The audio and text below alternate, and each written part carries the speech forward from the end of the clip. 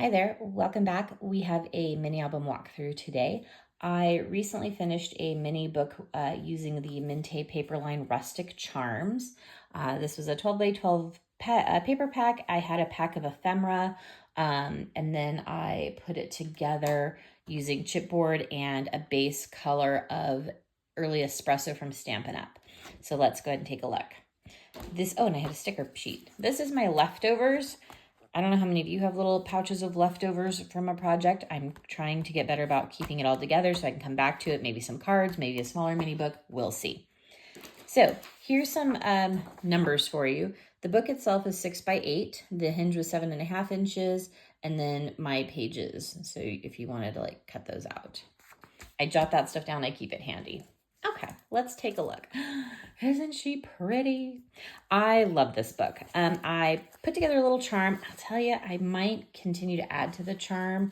I feel like it's maybe a little empty up top, so I might add a little more, but I definitely had fun playing with that. I've added charms to a couple books now. It's still kind of a new thing for me, but I'm having a lot of fun with it.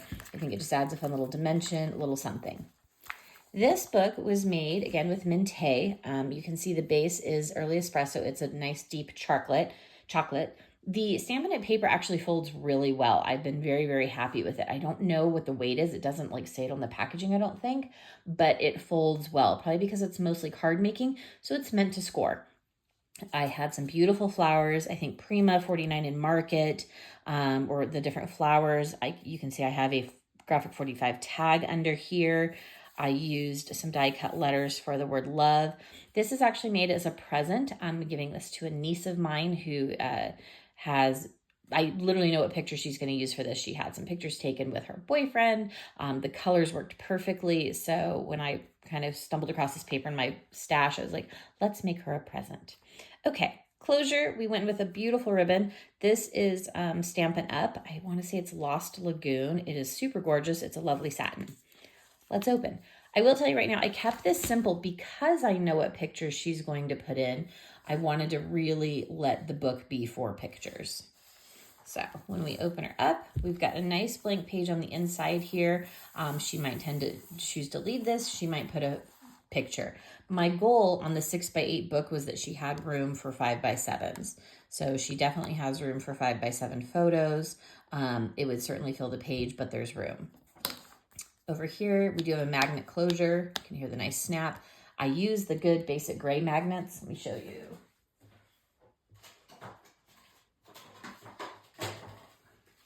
I use the good ones most of the time. I just find them to be better quality.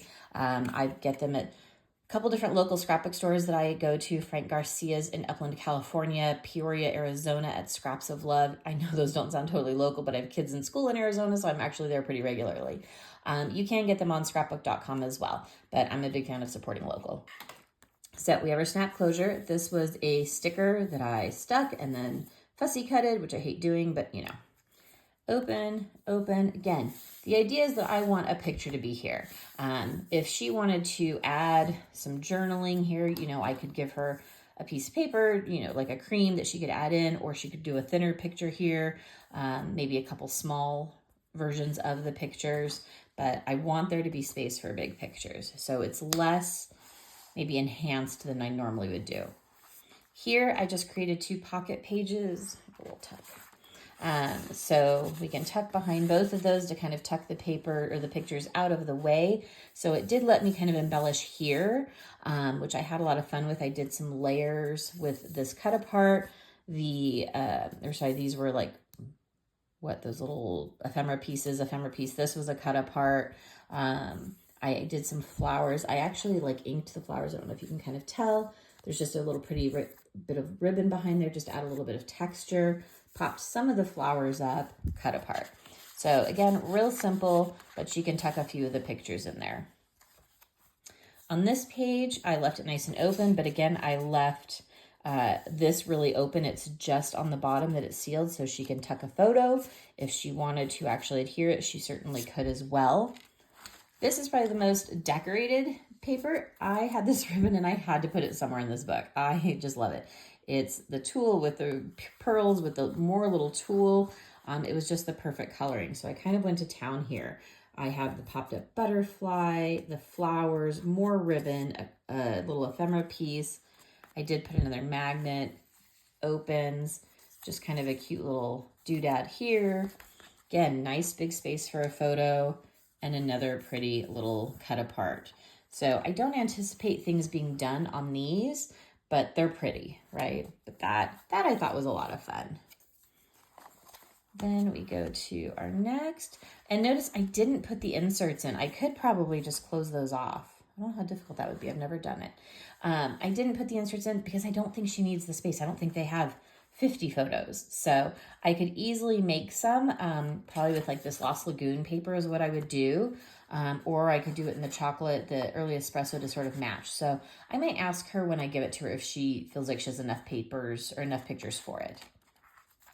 So next page here, I didn't do a magnet. So what I did is I made this cut apart. I mounted it on chipboard.